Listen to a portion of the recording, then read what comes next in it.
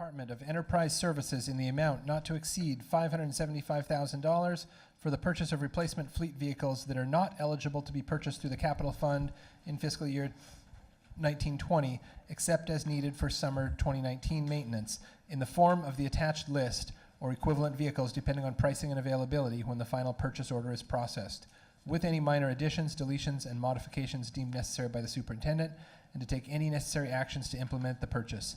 Immediate action is in the best interest of the district. Are you seconding the motion, sir? I'm sorry. Second. Chief Financial Officer Jolynn Berge, can you first address why this is coming to us for intro and action? So that we can actually get the vehicles deployed within this, for this summer's work. Did we not know that last month? We did. We've been holding off, waiting for legislative action to see how the landscape of the finances worked out, to make sure that we felt like we could still move forward with this purchase. We had been holding these dollars, just wanted to make sure, wanted to be confident that we could still move forward. Okay, and we all agree that intro and action items are disfavored. Yes, I rarely bring one. Thank you so much. Take it away, and That keep in would- mind the time. I don't have anything to add. Comments, questions, concerns from my colleagues? None. Sorry. Director Geary.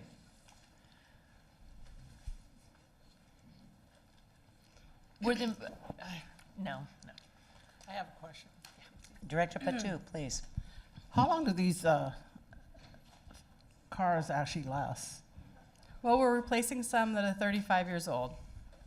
That's a long time. It's They actually last that long? in some fashion. We have good mechanics. Obviously, if it's 35 years.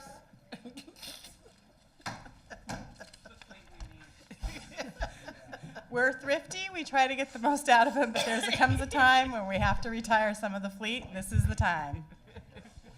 Director Burke. We're all going to be, never mind. So 35 years, that's old enough to put collector plates on them. So that could reduce some of our licensing costs. No, don't need to comment on that.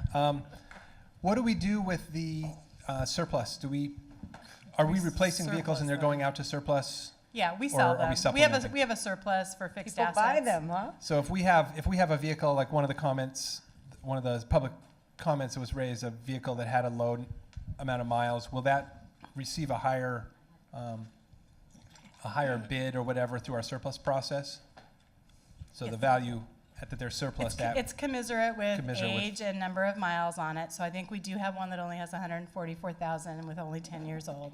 Okay, Only. And that's at the thanks. way low end, right? Okay. Any other comments, questions, concerns? Director Pinkham, please. Yeah, at the ANF meeting, we were asking about, prioritizing, and then the amount hasn't changed. So there was no prioritizing as far as the vehicles as to what would be replaced right now, or, yeah. It wasn't that the amount was going to change, it was the types of vehicles, we might shift some of them over to the capital budget, but that the fundamental amount was going to stay the same and it would be populated with a different segment of vehicles. Wasn't that what you said? Well, I wasn't there. Oh, But that's what that's I what understand was said. Oh, yeah, Okay. sorry. Thank you. Okay. And it was all to Please. maximize the use of capital dollars where we could. Yeah. But also get a up and running fleet in time for summer. Can I ask one more question? Of course, Director Patu. Do we have contract with automobile companies where we actually get a discount on the cars that we get? We generally use state contracts. So the state has gone out to bid and we'll use those contracts. So you try to, that's one of the reasons that we want to hurry. The number of allotted cars runs out, and so there's nothing left to purchase at that dollar amount value, and then the dollar value goes up. Every year the costs increase, so we're trying to get in at the lower price. Oh, okay, thank you. Director Mack. I just want to say that something I said in committee, that one of the things I remember very distinctly about 5 years ago was going down the street and seeing a Seattle Public Schools vehicle that's all decrepit and falling apart next to a brand new police vehicle, and that this this is, it's super important that we have our vehicles be safe and in working order. And I really appreciate the fiduciary responsibility around using capital dollars where we can and making the modifications to this list. It's also a risk management issue in a really big way. Yep. Seeing no further questions, comments, concerns, roll call, please. Director Burke, Aye. Director DeWolf, Aye. Director Geary, Aye. Director Mack, Aye. Director Patu, Aye. Director Pinkham, Aye. Director Harris. Aye. This motion is passed unanimously. Number 5, BEX 4, approval of budget transfer and award construction contract P5127, bid B03973 to Slate Construction, Inc. for the Sandpoint and Laurelhurst Seismic Improvement Project. This came before Ops May 16-4. Motion, please. I move that the school board, 1, approve the transfer in the amount of $595,376 from the BEX 4 program contingency to the Sandpoint and Laurelhurst Seismic Improvement Project budget, and 2, authorize the superintendent to execute construction contract P5127 for the project with State Construction Incorporated in the amount of $1,577,480.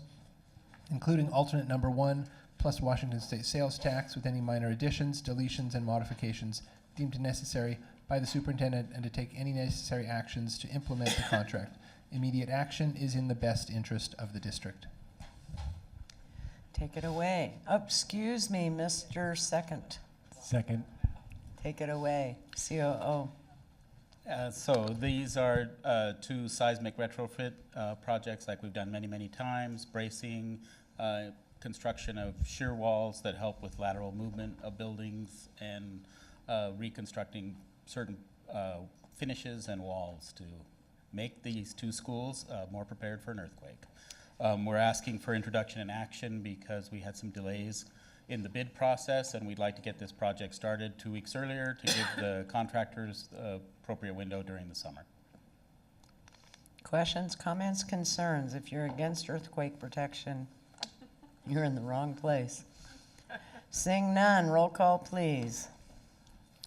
Director Burke, Aye. Director DeWolf, Aye. Director Geary, Aye. Director Mack, Aye. Director Patu, Aye. Director Pinkham, Aye. Director Harris. Aye. This motion is passed unanimously. Okay, we're in introduction items, D, and we have 28 of them. I would like to speak with Acting Chief Counsel, please. Is it necessary, under the statutes, for us to read every one of these intro items, or can we do like the legislature does, read the title, read which committee it came through, read the first word and the last word, and move on to discussion? You know, our objective is to make sure that what we're doing here is easily understood by the public. So long as we're doing it in a way that the public can follow and understand, I think in correlation with the agenda being posted, we would be okay. Okay, unless someone strongly objects to this, that's what I'm going to do.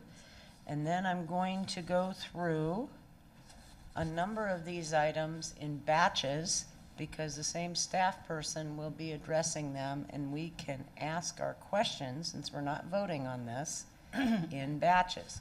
But when you ask those questions, give them the number of the intro item that you're asking about, please, so we create a clear record. And one of the things I am proud of this evening is that we have created a very clear record, and props to everybody for that.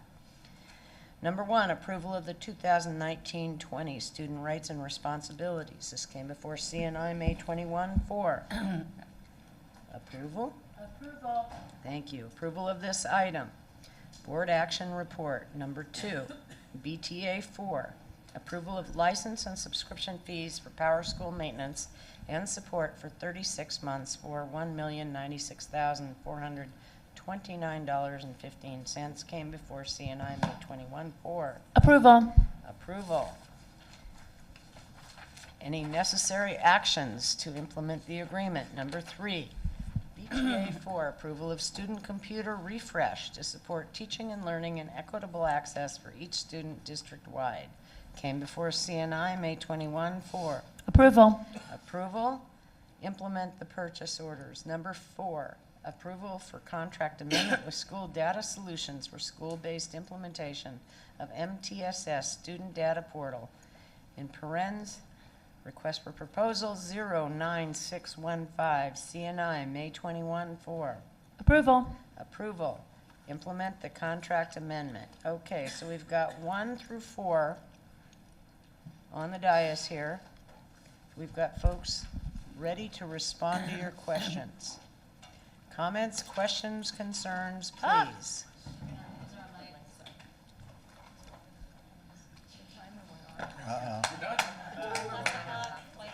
You don't get out of here that easy, kids. Sorry.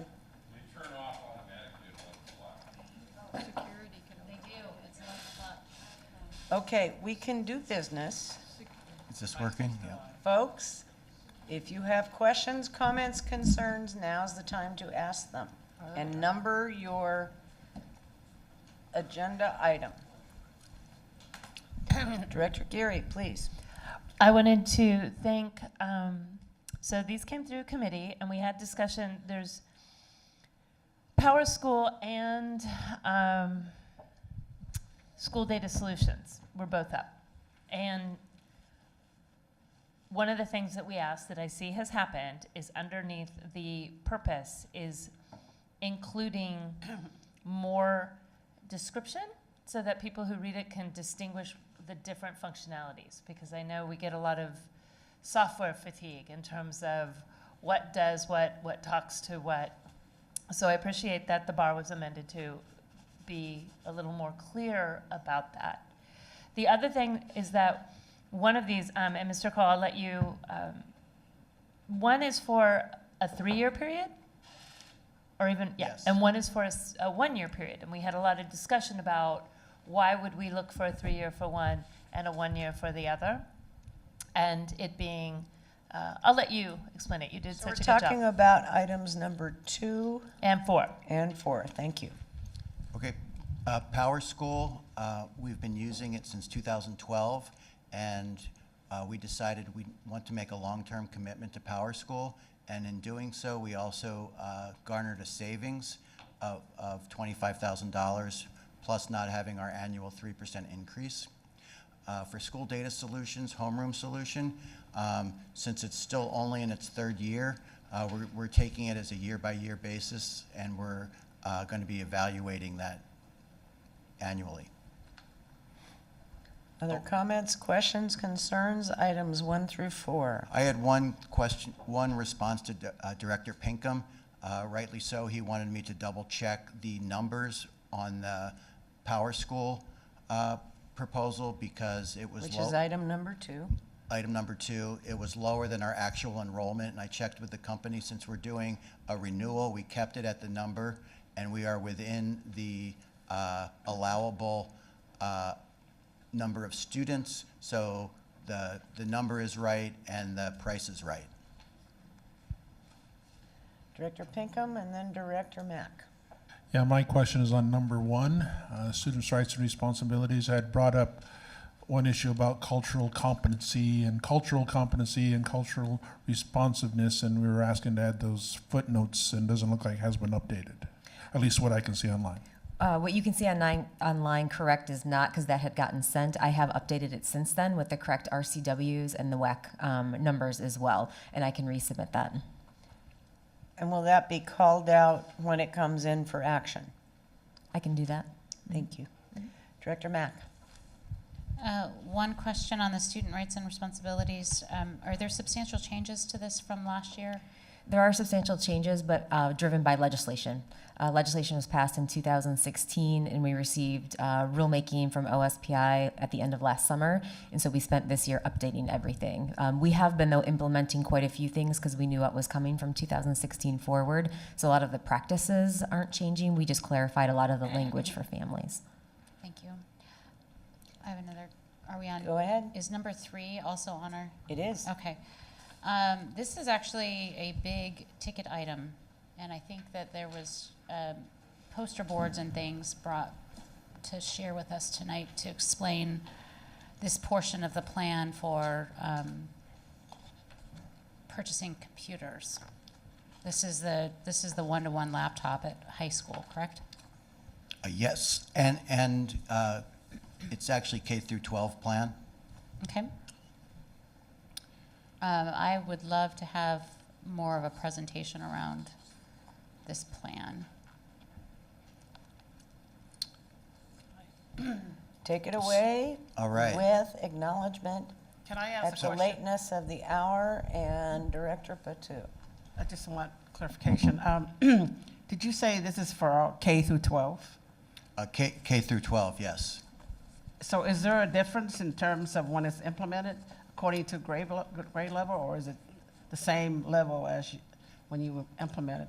The rollout will be next year for all grade levels, starting with high school right in the fall. And then it goes down to elementary after? Yes. So And go ahead.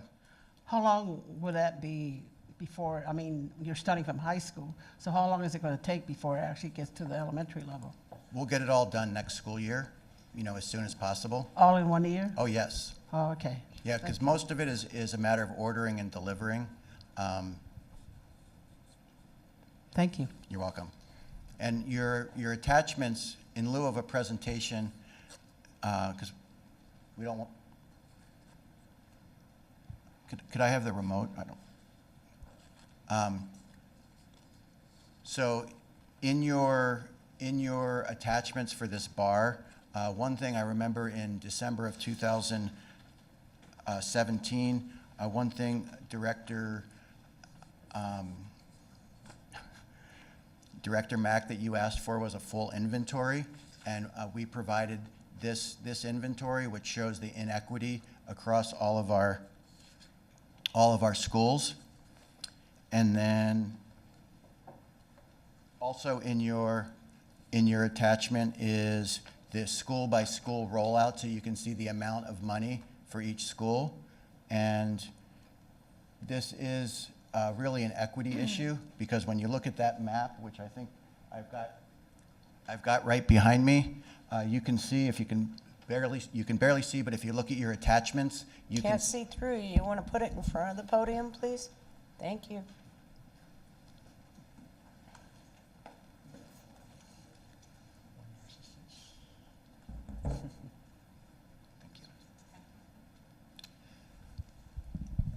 So this map shows where we currently are with our rollout. So as I've come before you with our new schools opening, new schools have gotten our computer standard. So they're actually meeting standard. And then some of the other schools, based on other income that they've gotten over the years, are closer to standard. But this plan, what it calls for is having all of our schools meet the standard. Because right now we have schools that are way, way out of standard. So it's an equity issue. With the high schools, we're taking an equity lens, and Director, sorry, I'm a little tired. Director Patu, we're actually going to be doing accelerated rollout at Rainier Beach, at Franklin, at Seattle World School, and Chief Sealth. International school. International school, yes. So that's our equity lens for that. I went over the policy. I just wanted to make sure that you knew we're really making sure that the value of the teacher is known. This is not just a computer rollout without a plan.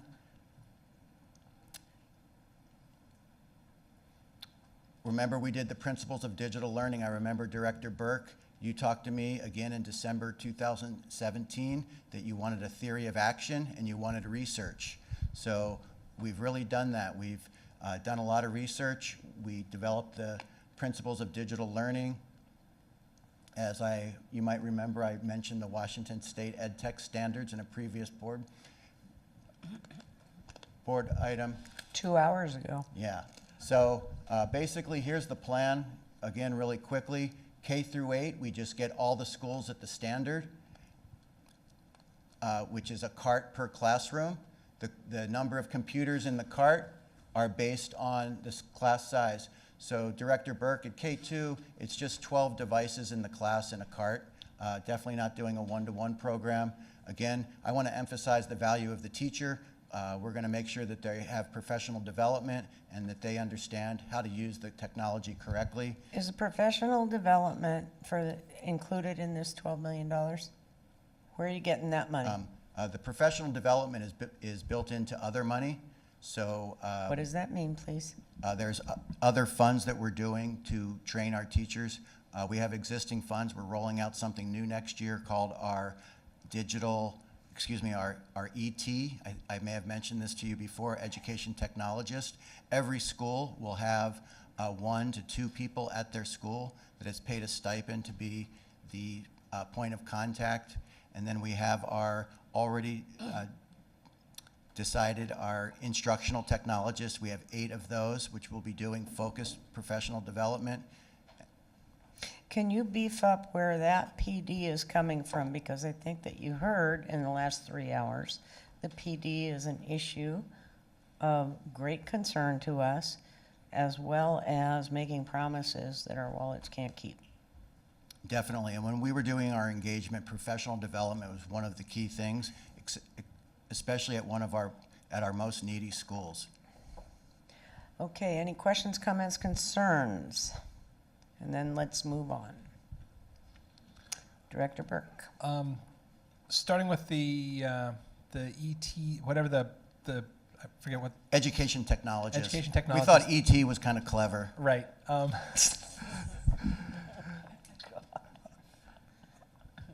I won't take the bait. Okay. Is there can there be some intersectionality in working with librarians on that? I think we've heard a lot from librarians as a place where that's a growing area of interest in that group. So I just wanted to put that out publicly. And then I also want to share that, the student to device ratios, is that a board approved thing, and via what mechanism? It will be if you pass this bar. We're trying not to talk about ratios. We do have our education specifications, and for the last 3 years, I've come to the board with that exact education specification, and we've opened several, I believe over half a dozen new schools that follow that specification. And we're really not trying to think of ratios, Director Burke, but we're trying to think of what's standard for a classroom. So a classroom might have a projector, a classroom might have a document camera, and a classroom will have devices for the students. So Okay. think of Other it questions, as comments, how we concerns? outfit a standard classroom. We've been doing all of our schools. If you look at your attachment, you can see. CIO Kroll? Yep. I'm trying to be quick, I know. Okay. It's 11:10. Just what I'm hearing from that is that right now the place where that lives in board documents is the ed specs. Yes, for both elementary, middle school, and high school. Okay, and then my request is, I had shared at CNI, I actually did not favor moving this forward because I'm worried about the ratios in the younger grades.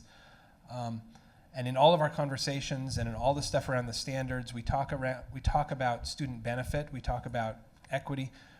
I have not yet heard from us as a district a discussion around risk, a discussion around, we talk about effective use, but I think having a balanced conversation around what is risks of student, in student development and relationship development is something I would like for us to be able to have a richer conversation around. Director Mack? And I think that I would agree with that because while the 2022 that you referenced earlier exists, it only says, "Yay, technology!"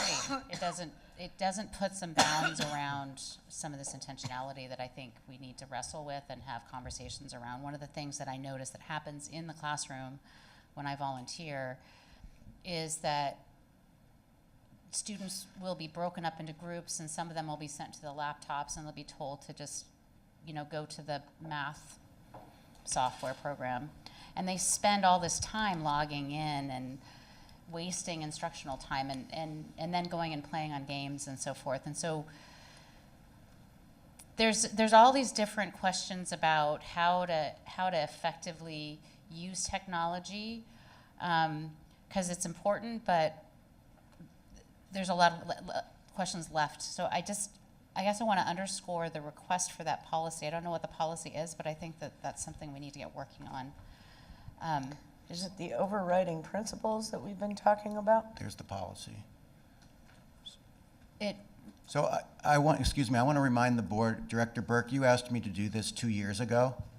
Okay, since you asked me for a theory of action, and since you asked me for what's the pedagogy, now the word risk, but since that time, we have developed the principles of digital learning. The state has developed and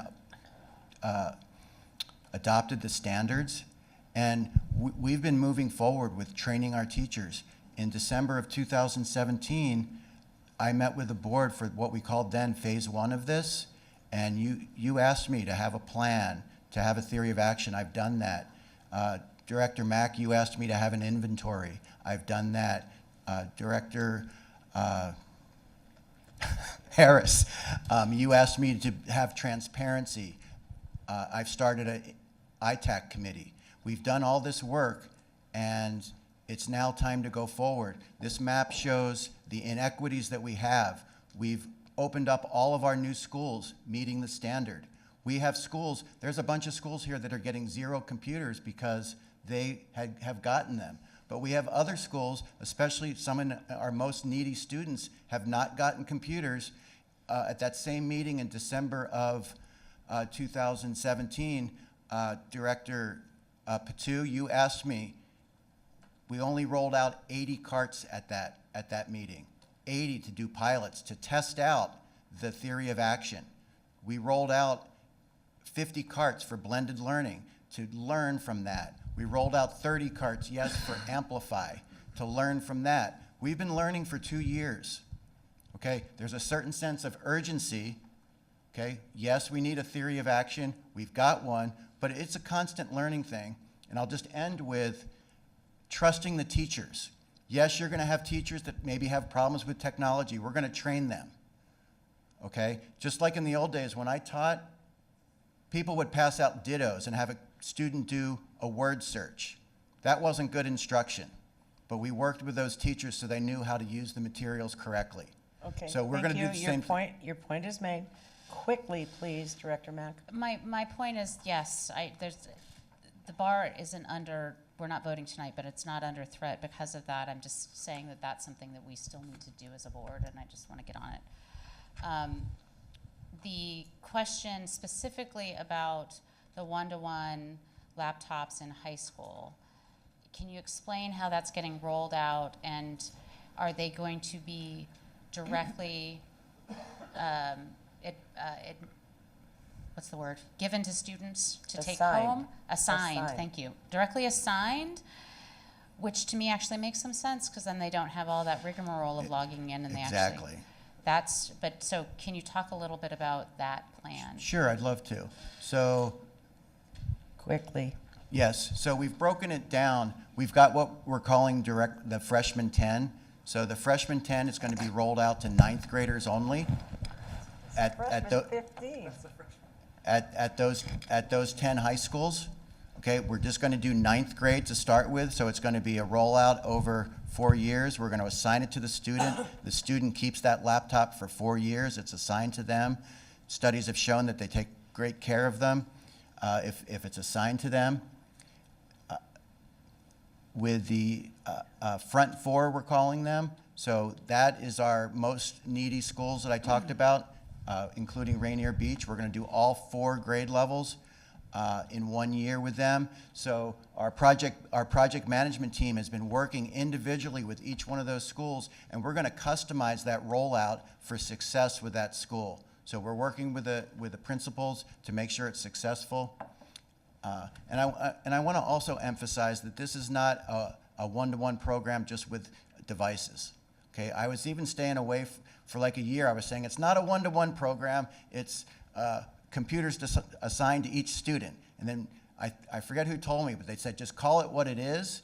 But this is not a one-to-one program that's just devices, Director Burke. It's going to be tied into curriculum. We're upping the professional development in our 9th grade. It's going to be tied to ELA, so 9th graders are using it for English. They're getting ready. 9th grade history and 9th grade algebra. I've talked to all the specialists with that. They're going to be upping the PD in that. So it's not just a device. And then at our 4, we're actually going to start with seniors. At those most needy schools, we're going to pass out laptops right away. To the seniors are going to get the first ones. So they're going to start applying for colleges using Naviance, using what's necessary, that maybe some of our other students have computers at home. And I want to also mention, and I mentioned this to the committee, is we're going to have, I'm on a roll, we're going to have... And I'm going to cut you off here in a moment. We're going to have hotspots to make sure that those families that don't have internet, because we found out there are thousands of families. We did a survey with the city of Seattle. There's thousands of families that not only don't have computers, they don't have internet at home. So John, I think we get that. Okay. And I want to say to you, unlike your predecessor, I hugely appreciate your transparency. I hugely appreciate your making yourself available so that we can back and forth and brainstorm. And you inherited some broken trust, and you've repaired it, and I really appreciate that. Director DeWolf, Appreciate that. were you looking for something? Okay. Moving on. Number 5 and number 6 are going to be batched. Review and approve of Career and Technical Education 2019 Annual Report for Policy Number 2170 came before CNI May 21-4. Approval. Approval, and as attached, this board action report. Number 6, approve purchase of technology to support the career and technical education. CTE program came before CNI May 21-4. Approval. Approval necessary by the superintendent. CAO DeBacker. Thank you, President Harris and Board of Directors. The 2 items that you have in front of you are both around career and technical education. The first one is the annual report. So like many annual reports that you have seen, it looks back at what we've accomplished, and then it also looks forward at what we want to do. What we're excited about with this annual report is that what we see in all of the other connections of other things around career and tech ed. For example, in the recently passed levy in FEP, we have the Promise program, so that comes into it. When we see what's happened in the recently passed state budget with the Governor's Career Connect Washington initiative, that connects to what we're doing. When we see what happened with House Bill 1599 with having a career and tech ed pathway as an option to high school graduation, that connects. When we look at our own strategic plan, when you look at the 5th goal underneath the first priority, it's all about having a different pathway. So what we're excited about is that it seems like career and tech ed, not only in Seattle Public Schools, but all in our region, has really been elevated, and we're at the front end of that. So we're excited about what we have in front of us. Since bringing this to CNI, we have added a page about the CTE pathways, because there was a question as to, in the different schools, what were the exact pathways that were available. So we have put that in, and we have also added some language as to what the career-connected coordinators actually do in the schools.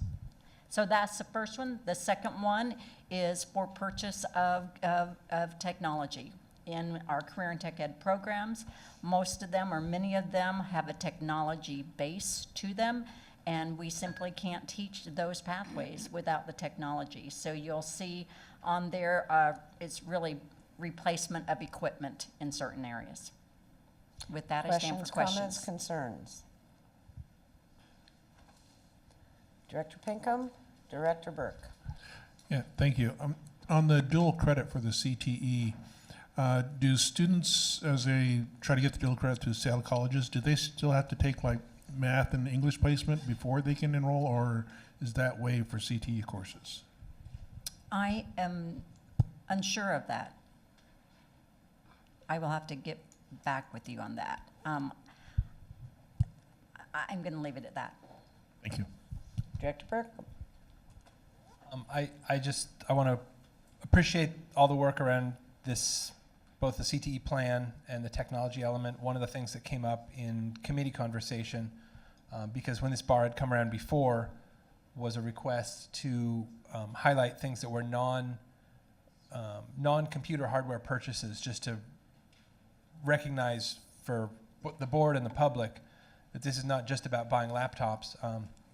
And I believe that the information that's included, correct me if I'm wrong here, there's essentially nominally $500,000 of non-laptop items that are referenced here, just sort of for people's understanding. So $750,000 in computer components and another $500,000 in consumables, hospital bed, essentially all of the different types of hardware and cool stuff that supports CTE.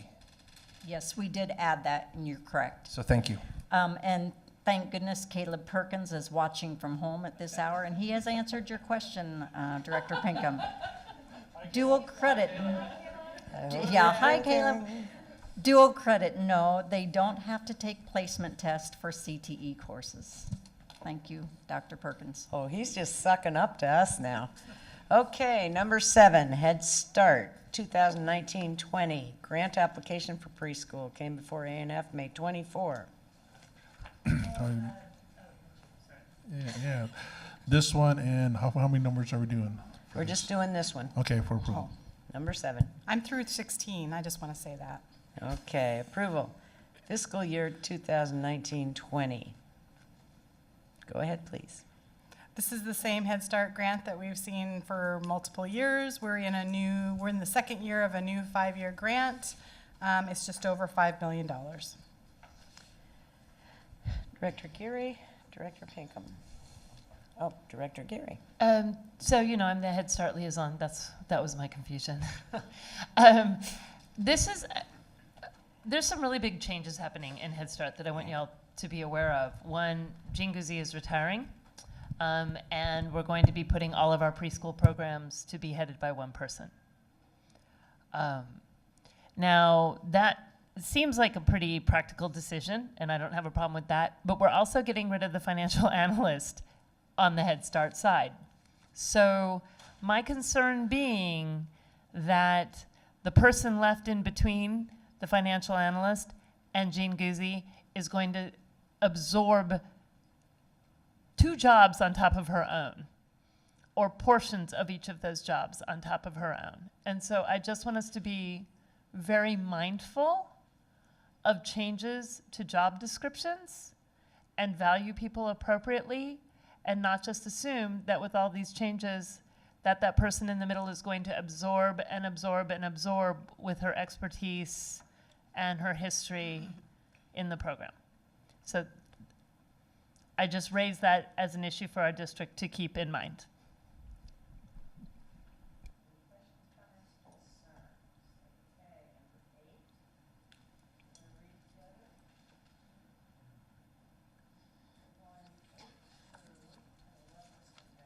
$15.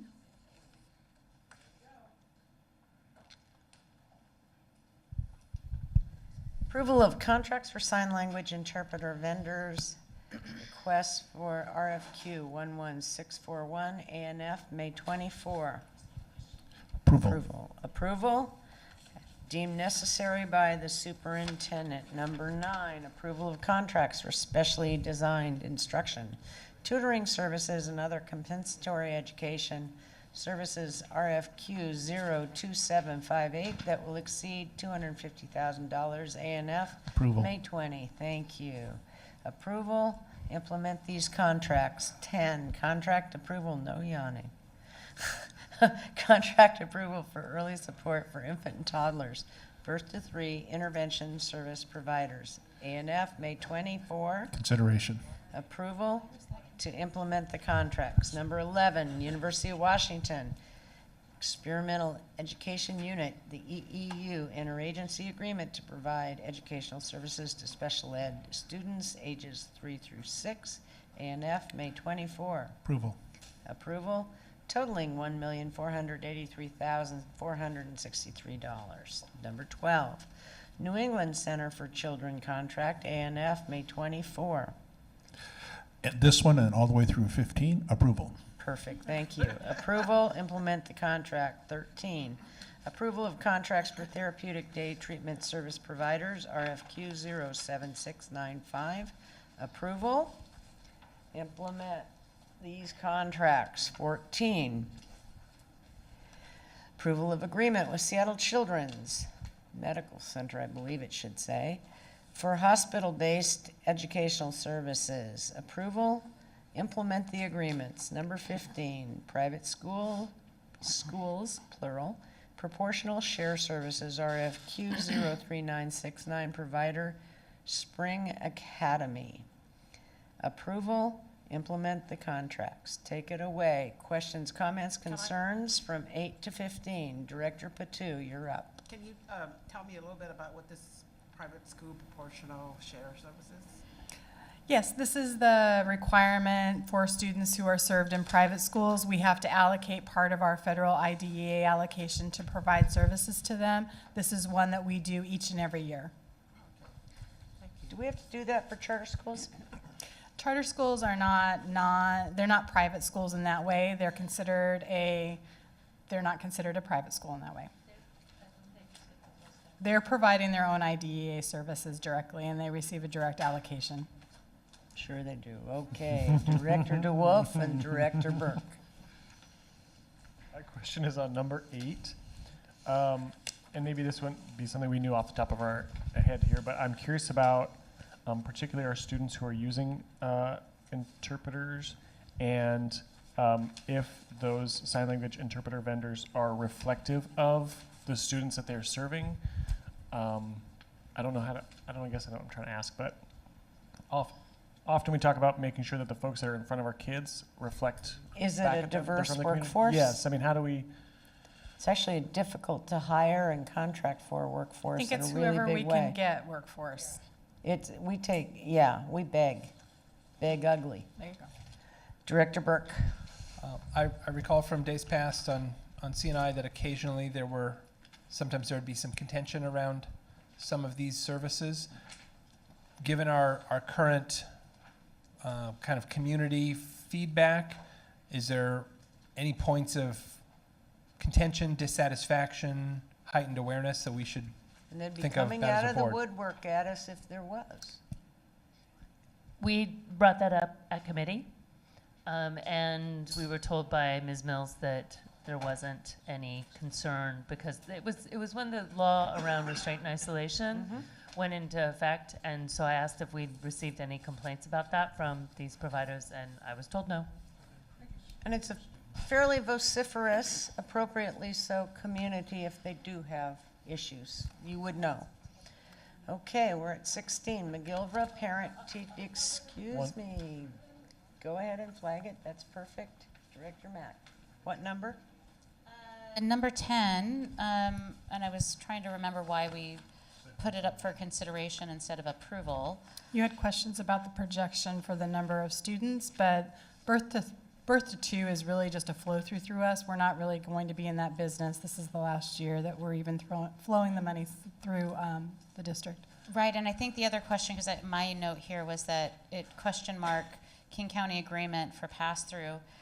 Is the contract, because we were not expecting to be extending this, is the contract needing to be extended as well, or the agreement needing to be extended because it was supposed to have ended last year?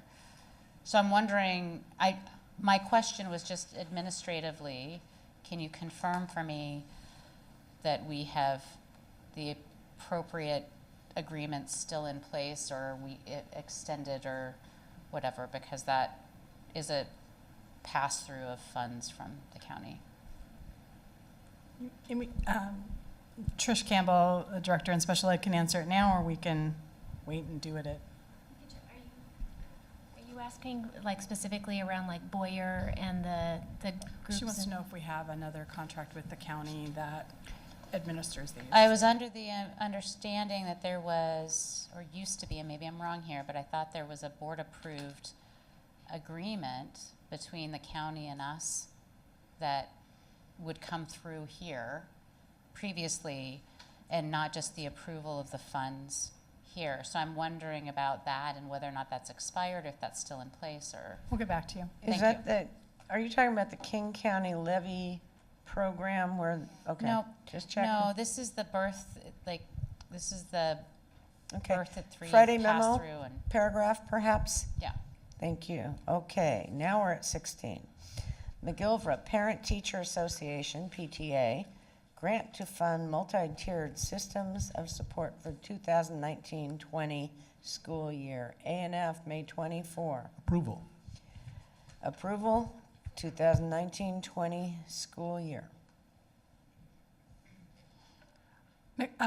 This is a PTA grant. They have been giving PTA grants to this school for a number of years for staffing. This year it exceeds the $250,000, so we're bringing it to the board for acceptance if that's what the board would choose to do. It is used for academic interventions, elementary counselor, and part of a office support staff. Director DeWolf.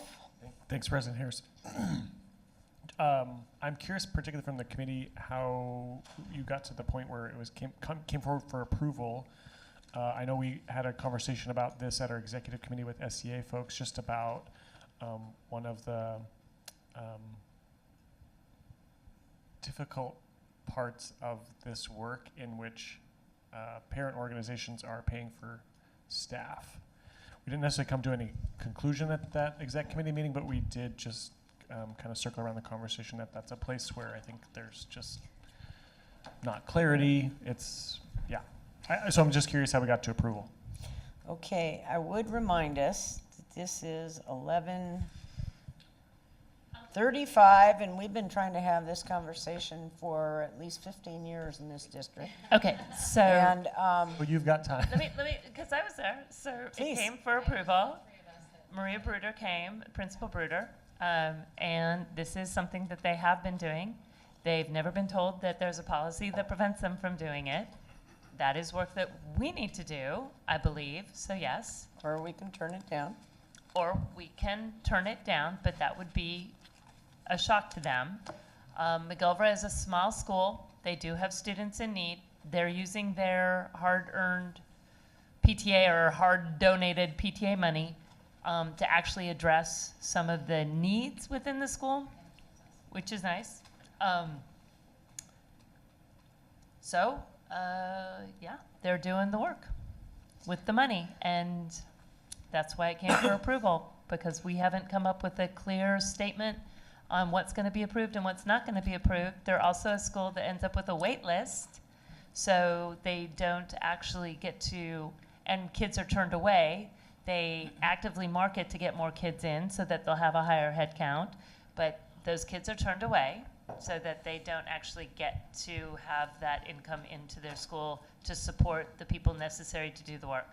So those were all the considerations that were discussed. If I Director Burke, then Director Mack.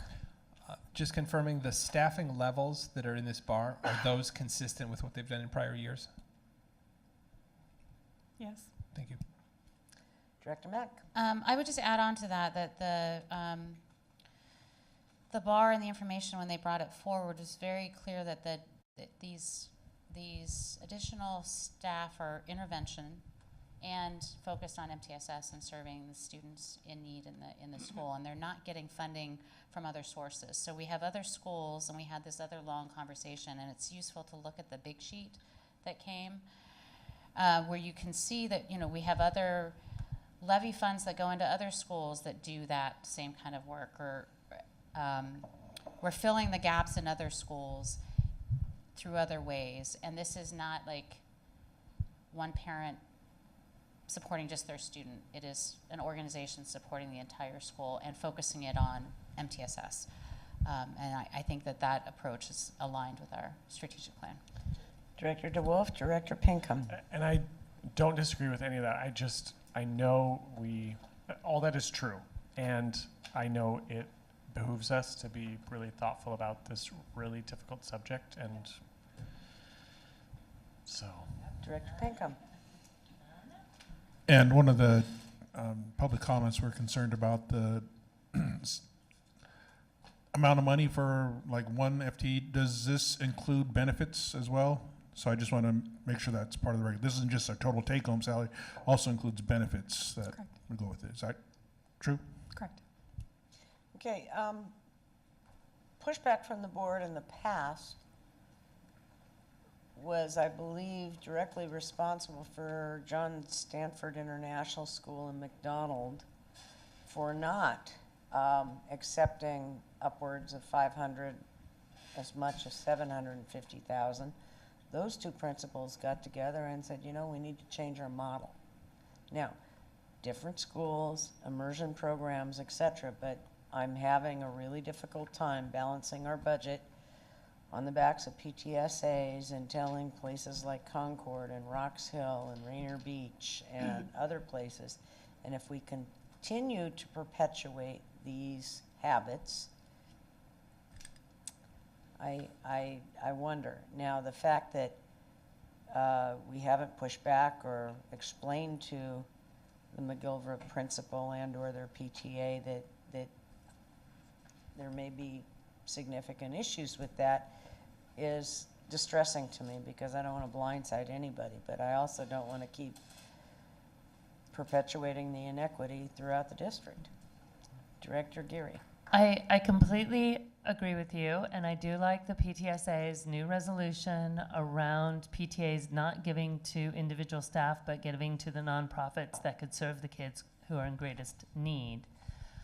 And that would be potentially something that could be expanded. That's a new resolution that can be put out throughout the district, so that PTAs can start thinking of different ways that they can get the people in to support their kids whose job it is to do that support work without actually hiring individuals. But as you said, I think that we need to set up the structures that we can redirect people to, so that we can continue to invite people to support our kids in any way they want to, because people want to, and they're willing to actually be taxed in order to do this work. And our state has told them no. And so if they're willing to support our kids financially, then we need to figure out better means to do that. But could not agree with you more. Work in progress, but it is urgent. So let's keep it going.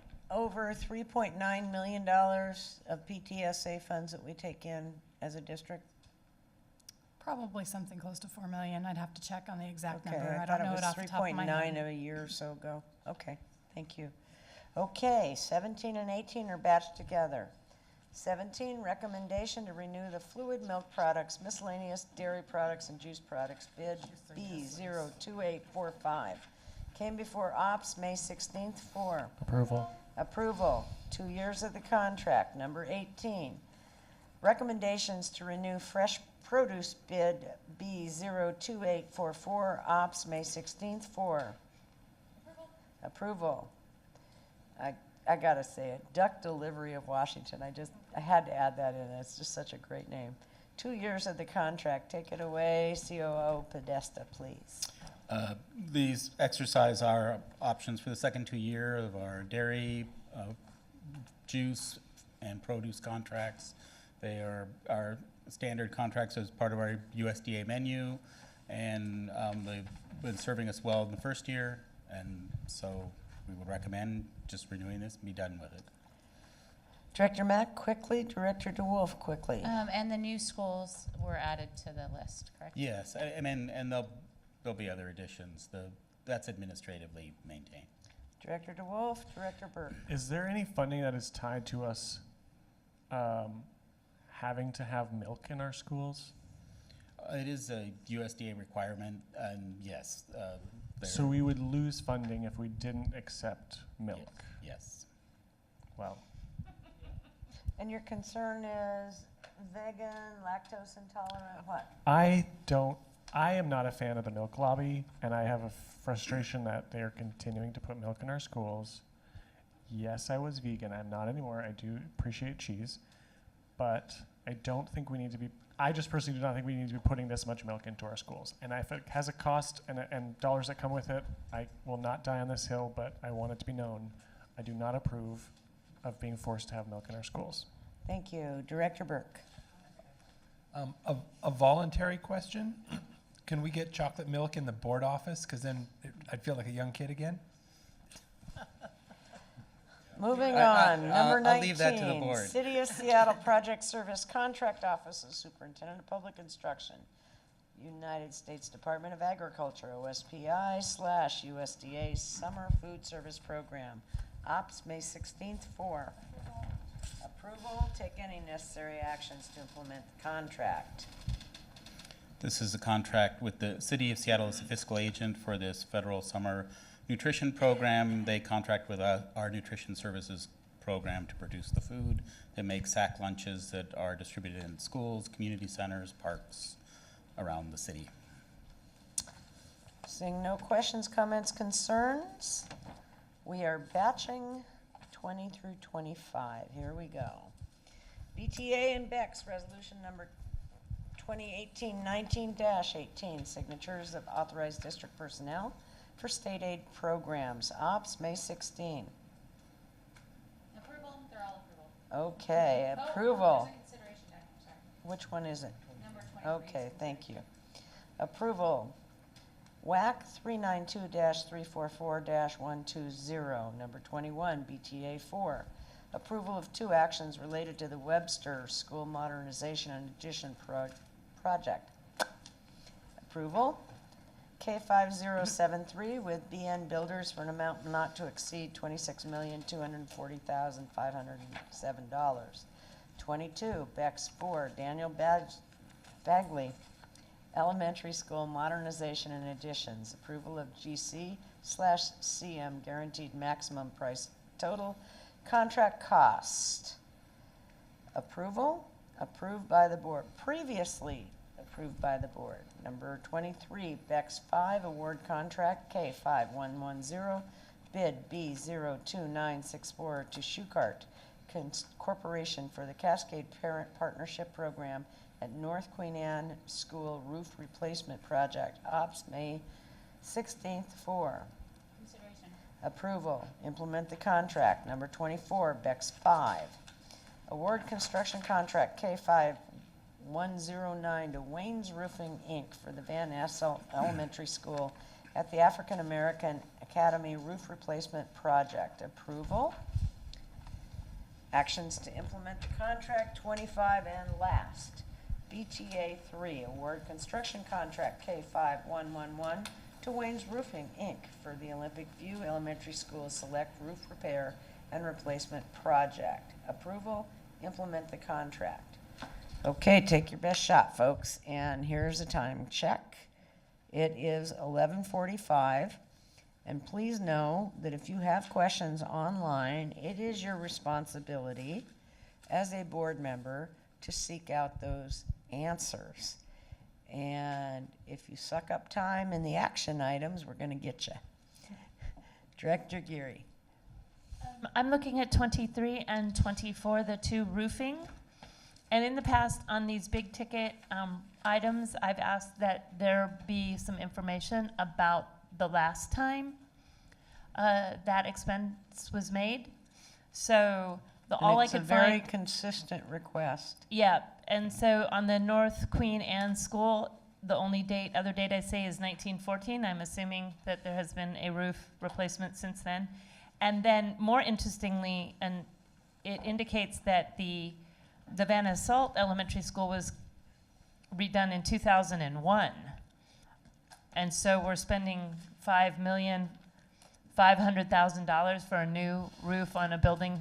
On a new building. On a new building. On a relatively new building. There was a design and construction flaw. This is kind of the perfect storm that did the metal decking, which is kind of the middle layer of a roof, is corroded in many, many parts on this roof. There was a design flaw that did not allow moisture to escape the roof system, and the metal decking is corroded. We found this out the hard way when a maintenance worker stepped through the roof last summer. And How much did that cost us? I think everybody was fine. Good. But then we inspected the roof and saw the level of interior damage. And then to complicate things, the internal building systems, the HVAC and the lighting are attached to the metal decking that's inside the roof. So we have to dismantle the interior of the building to replace the metal decking, which is worn out and completely rusted. So this, we have new building codes. We have envelope consultants now. We have taken steps so this kind of thing would not happen in a new building. But this is definitely replacing a mistake.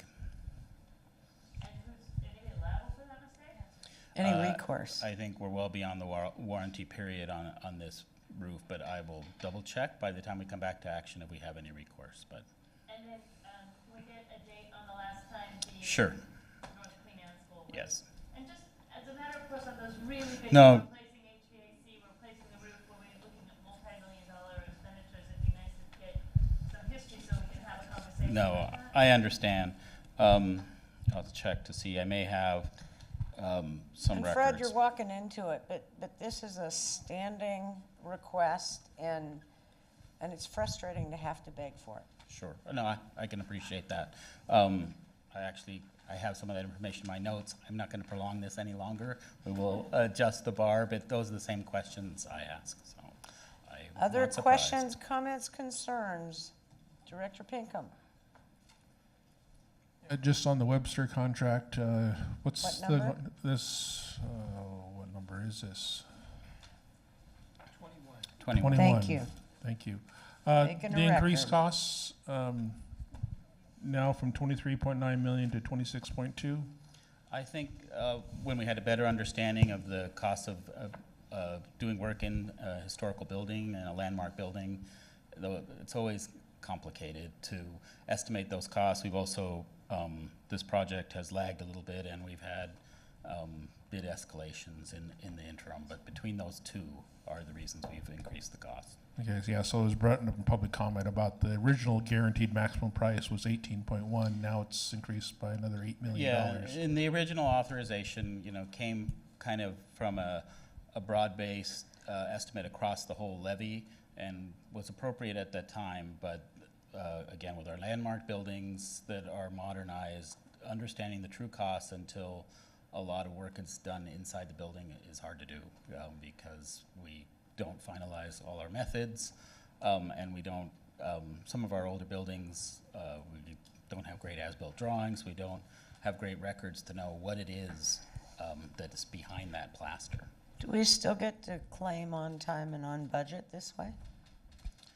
I think at the program level we do. Okay. I mean, we're using contingency funds, we're using funds that we saved elsewhere, so I think our levies, our capital programs are built with a rolling contingency, assuming some things are going to come in higher, some things are going to get lower, and our job is to make it all come out in the end. Thank you. Director Geary and Director Burke. I do want to note that the Olympic View Elementary has the history on the roof in it, so you don't need necessarily to read that one. Great. Thanks. Thank you. I'll use that as a Director model.